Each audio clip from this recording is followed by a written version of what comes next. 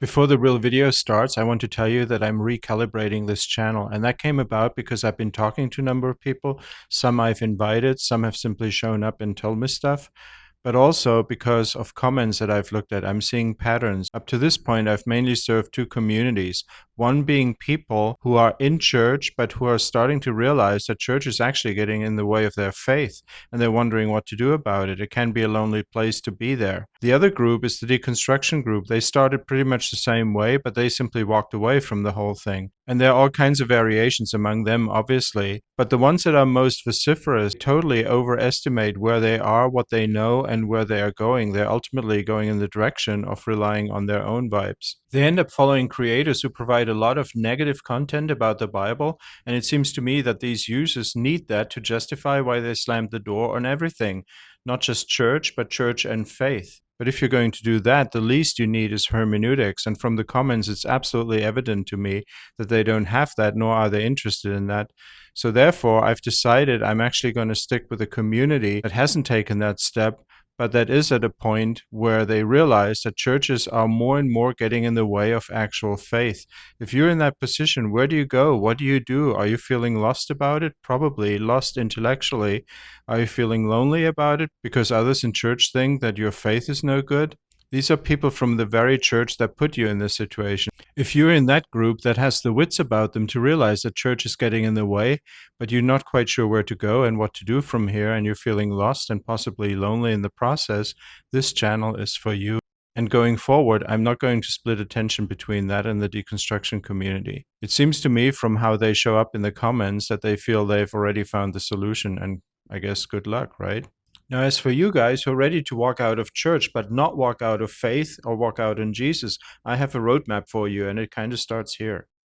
So I think you're confused about your faith, and you think, how the heck would he know? He doesn't even know me. True, but I will tell you in this video why I think I know, and I will also tell you what I think are the main reasons for the confusion. And by the way, I see this across the board. I see it in conservative Christians who are utterly committed to their local church and who believe their pastor can say no wrong. I've seen it in those who have church hopped and eventually left the church in general because they're seeing through the charade. The idea that one person at the front will tell you truth and you somehow have to buy it. And I certainly see it in those who've gone the whole way to the other side, if you will, which is the progressive side.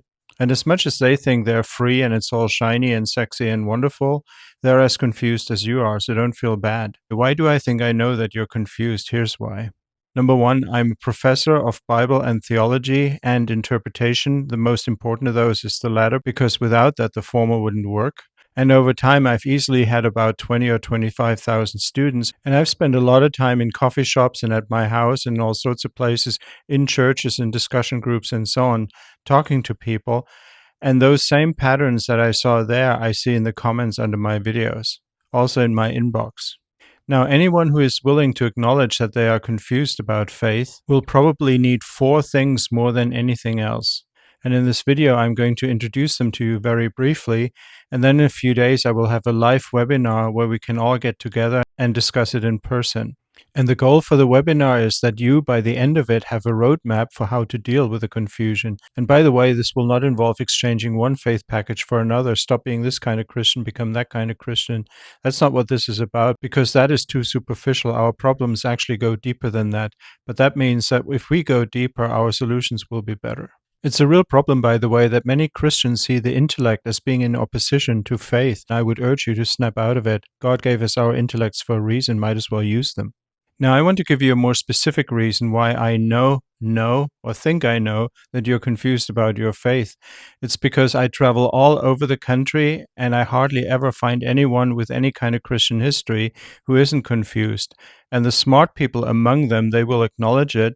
And the ones who retreat and think, oh, my pastor's wonderful and he can say no wrong, they're the ones who are in trouble. And they're the ones who are probably not going to benefit from any webinar. If that's you, you might as well stop watching now, because the rest of what I have to say may not seem relevant to you, even though you're probably the person that needs it the most. I'll give you one other reason why I think I know that you're confused about your faith. It's the fact that these days there's so many faith packages out there. Believe this, don't believe that. And also atheistic packages, all kinds of offerings out there. And you have no way to make sense of those unless you understand this thing that we call hermeneutics. A weird word, it basically means good interpretation. Unless you have particular skills in that area, what on earth are you going to do with all those faith packages out there? This is not about exchanging one faith package for another or exchanging atheism for faith or anything like that. Atheists have as much faith as anyone else, they just have faith in atheism. We need to look at what it means to be human and how to function well, and no church can do that for you. And no progressive can do that for you either unless they invest in this intellectually. But what most people do, including progressives, they just pick a creator they like and they follow them no matter what. And that creator may or may not know what they're talking about. There's a lot of sycophants out there on all sides, and they all think that their heroes have it together, but their heroes are never able to actually show us what it means to have it together. So let's do this webinar, and I'll give you a preview of that right now. Number one, you need to understand a little bit of the history of how we got here. That is actually supremely helpful. You might say, I'm not interested in that. Fine, if you're not interested in that, this may be the wrong place for you. You should be interested in this, because if we do not understand where we came from and why our parents influenced us the way they have, and our communities and our churches still do, and the local pastor and all the rest of it, if you're not interested in understanding how all that came about, then there's little hope for any progress in this. Number two, and I'm not trying to offend you, but in all likelihood, you're a lousy interpreter, and that's not your fault, but you are. And if you say to me, wait, I even use Greek and I use context, and you go to Strong's Concordance and stuff, you're just proving my point. One of the worst tools out there. And that alone shows you that you're a lousy interpreter. Again, no offense. I'm not trying to offend you. Or you say, I read the Bible in context. Well, then explain to me what you mean by context, because there are about 53 different ways of taking that.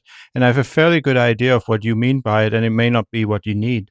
By the way, as a former seminary professor in two kinds of seminaries, one more on the conservative side, one more liberal, I assure you that the worst colleagues I've had in terms of intellectual capacity were preaching professors, and those are the people that shaped your pastor.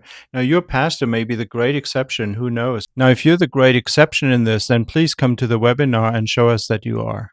And that invitation, by the way, goes to the progressives as well, because from what I've seen in comments to my last two videos about Dan McClellan, comments by Dan McClellan fans, shows me that they are as confused as the ones on the conservative side. This is not about either or. This is about getting underneath. So let's do it. And if my second point is correct, that you're a lousy interpreter, then clearly the solution has to involve good interpretation of anything. I'm not talking about a special package just for interpreting the Bible. I'm talking about our basic human posture in interpretation, and we suck, and then we carry that to the Bible, and we feel all righteous about what we do with it. It's a disaster. Now, you put on top of that what I mentioned earlier, that people think they just need to find the right faith package, and the disaster is now worse. You don't see people in the New Testament, including Jesus, offering a faith package. What you see is a basic challenge to how we're being human, how we relate in this world. You don't see faith packages. That comes with institutional churches later, and Jesus had zero interest in institutional churches. But it's those institutional churches that we seem to have insisted on that are largely to blame, including the seminaries behind them, for our lousy interpretive habits and why we end up slaughtering the Bible so badly. We take verses, we claim context, but we turn them into fortune cookies. Then we put the fortune cookies on billboards right next to perfectly clean and pristine white crosses. Think about this, the stupidity of it. And when people who are prepared to use their brain walk away from church, we tell them that they had the wrong faith. This is beyond asinine. We're in trouble. The question is, do we acknowledge it? And more importantly, do we want to get out of it? And that's what the webinar is about. By the way, those of you who have bought into this notion that there's no such thing as inherent meaning, for instance, in a text, I'd love for you to come to the webinar too, because that way you can explain why you think so.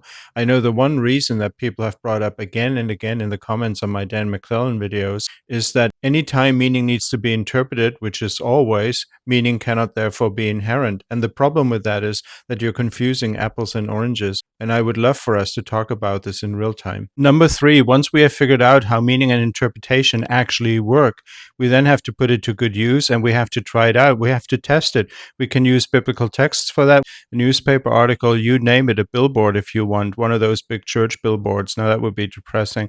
But anyway, we have to actually apply it and see what difference it makes. And I assure you, it makes a massive difference. In the case of the New Testament, for instance, we will suddenly understand understand things that we've never understood before or that just sound nuts. And by the way, I don't consider the New Testament texts nuts. What I consider nuts is what we've done with them. But do you know what's nuts in interpretation? Do you know when the biblical text doesn't stand a chance in your community, in your church, in your statement of faith, and so on? Or do you need to learn to interpret well in order to make sense of all this stuff? My guess is it's the latter. To give you a practical example, for instance, if you go to the parables like the one about the Good Samaritan or the prodigal son, if you think these are stories about this or that individual, you have already lost the text because no one in the first century would have heard them like that. If you're interested in figuring out how they would have heard them, you will find that it's way more interesting and far more relevant for us than you may have thought before. Number 4, we're going to attend to our resurrection of the mind, if you will, by looking at how knowledge is treated differently around the world. There are about 4 different ways in which knowledge is treated. And the more familiar we are with all of these ways, the more we will understand the distance between the biblical text and ourselves and what to do about it. So that virtual trip around the world is going to be super helpful with this. In fact, I have literally taken students around the world in order for them to experience that point. And those have been some of the best times of my life. I've taken students to Turkey, to Morocco, to Cuba, and so on. And the transformation for those people and for myself has been mind-boggling. We need to attend to this, and that will really help us understand why the Bible expresses something so very differently and why we've interpreted it so badly. I want to illustrate the relevance of this point 4 to you. If you look at the world as a whole, you find that in the South, there's more of an emphasis on narrative, in the East, on renewal. That is the world of the biblical text. We, however, live in the North, basically Europe, which is rationalistic, and the West, think of California, for instance, which is pragmatic. So you have narrative and renewal oriented on the one hand, and you have pragmatic and rationalistic on the other. Why is it that theology and all the talk in our churches comes from one part of the world when in fact the object of interpretation is from the other part of the world? Once we figure that out, a lot of things become much clearer for us. This is ultimately the reason, by the way, why the theology students that I took to these other countries had such a realization there, such a transformation, when suddenly it became clear to them that the Bible reflects that world and we should go to that world rather than force those texts into our frameworks, which is actually what we're doing. And we're doing it in conservative churches, in progressive churches. We're doing it left, right, and center. So here's what I want you to do. I'm going to display a phone number. You can text me on there. And then once the details of the webinar are clear, I'm going to get in touch with you and you can sign up for it. Once again, as much as I would like to sell you a better theological package, that would not be the solution. That is not what we're going to do in the webinar.